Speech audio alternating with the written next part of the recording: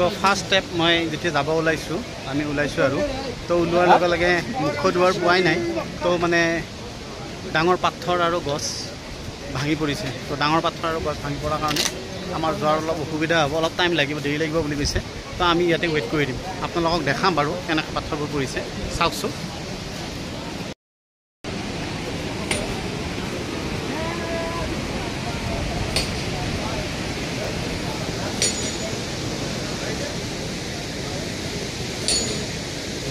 ৰাস্তা পুৰা ব্লক